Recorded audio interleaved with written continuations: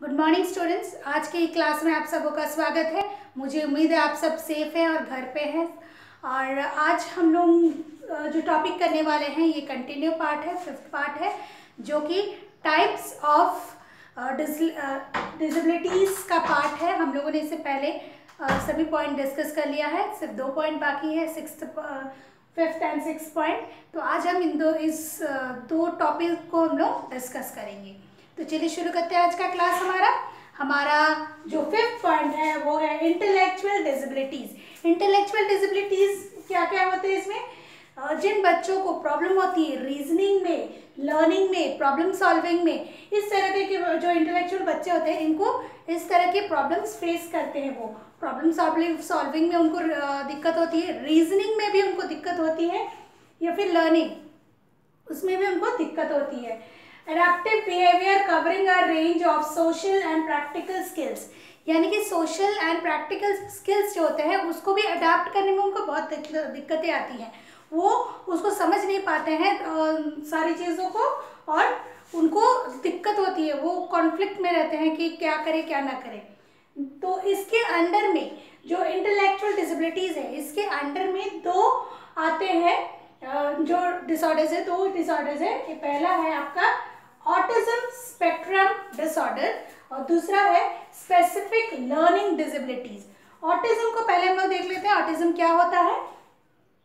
Appear in the first 3 years of life. बच्चा जब जन्म लेता है, ऑटिज्म का जो साइंस है वो आपको पहले के 3 सालों में ही दिख जाता है बच्चे में। अफेक्ट्स द पर्सन्स एबिलिटी, ये जो बच्चा है ये उसके एबिलिटी को अफेक्ट करता है। नेक्स्ट है to communicate, relate other, understanding relationships. इनको ये सब में बहुत दिक्कत होती है ऑटिज्म में, कि वो कम्युनिकेट नहीं कर पाते दूसरों से। अदर रिलेटिव्स जो ये रहता है, प्रॉब्लम्स होते हैं उसको भी सॉल्व नहीं कर पाते हैं। इवन वो लोग समझ नहीं पाते जो रिलेशन होता है, भाई बहन का रिलेशन क्या है, मदर किसको बोलना है, या दिस टाइप ऑफ रिलेशनशिप्स। अगर आप ज़्यादा रीजनिंग वाले बोलेंगे कि वो मेरे बुआ के पापा का चाचा का बेटा है, तो they will not understand, because उनको ये सारी चीज़ें गोल गोल लगेगी और उनको मेंटली वो समझ नहीं पाएंगे। नेक्स्ट है इसी में ऑटिज्म में स्टेरियोटाइप, रिचुअल और बिहेवियर्स, ये स्टेरियोटाइप्स होते हैं। नेक्स्ट है हमारा स्पेसिफिक लर्निंग डिसेबिलिटीज। ये स्पेसिफिक लर्निंग पे बेस्ड है। ये है deficit in processing language, spoken and written. Generally ये जहाँ हम लोग बात करते हैं लर्निंग से स्पेसिफाई करता है, तो उसको जो बच्चा रहता है इससे अगर ग्रसित रहता है तो फिर वो लैंग्वेज, स्पोकन एंड राइटिंग में भी वो प्रॉब्लम फेस करता है। वो बोलने में, उसको लिखने में उसको बहुत प्रॉब्लम आती है। नेक्स्ट है difficult to speak, read, write, spell और टू डू मैथ्स कैलकुलेशन। जिस बच्चे को इस तरह की डिसेबिलिटीज होती है उसको बोलने में, पढ़ने में, लिखने में, इवन मैथ्स सॉल्व करने में भी बहुत प्रॉब्लम आती है। इनको जो डिजीज होती है या फिर इनकी जो डिसेबिलिटीज होती है उसके नाम है dyslexia, dysgraphia, डिसकैल्कुलिया, डिसप्रेक्सिया and development aphasia. तो ये सारी चीज़ें हम लोग उन बच्चों में देख सकते हैं।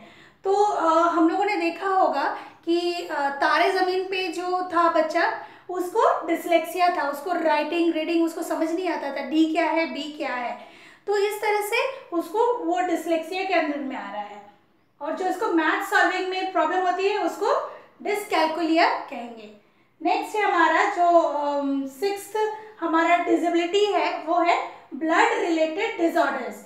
ब्लड रिलेटेड डिसऑर्डर्स में 3 तरह के आते हैं डिसऑर्डर्स। पहला है थैलेसीमिया। थैलेसीमिया रिड्यूस और absent amounts of haemoglobin. Thalassaemia जो होता है उसमें बहुत कम अमाउंट ऑफ हेमोग्लोबिन बॉडी में रहता है। जिस बच्चे को होता है उनको बहुत सारी प्रॉब्लम्स होती हैं, वो वीकनेस महसूस करते हैं, वो किसी के उतना ज़्यादा एक्टिव नहीं होते हैं। तो ये थैलेसीमिया का एक पॉइंट है कि रिड्यूस और absence amount of haemoglobin. Haemoglobin बहुत कम या फिर बहुत ही एब्सेंट होता है। इसी का ब्लड से रिलेटेड जो है वो सिकल सेल डिसऑर्डर्स है।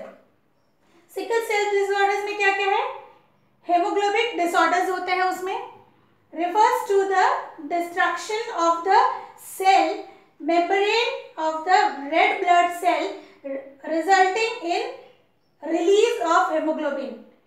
ठीक है, ये रिलीज करने में बहुत दिक्कत होती है रेड ब्लड सेल के ये की वजह से, तो रिलीजिंग हेमोग्लोबिन को रिलीज करने में प्रॉब्लम होती है। Chronic anaemia, painful events and various complications due to associate tissues and organic damages. ये बहुत कॉम्प्लिकेटेड होता है, टिश्यूज डिसऑर्डर रहते हैं और ऑर्गेनिक डैमेज होने का भी चांसेस होता है। नेक्स्ट है हेमोफीलिया, एन इनहेरिटेबल डिजीज है।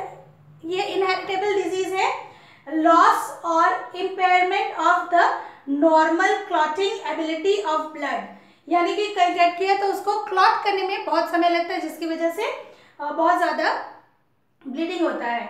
माइनर वुंड में रिजल्ट इन फैटल ब्लीडिंग, जिसकी वजह से हो सकता है कि छोटा सा कट भी अगर खून निकलता है तो फिर उसको क्लॉटिंग होने में बहुत दिक्कत होती है, वो क्लॉट नहीं कर पाता है, जिसकी वजह से वो बहुत बड़ा रूप ले सकता है।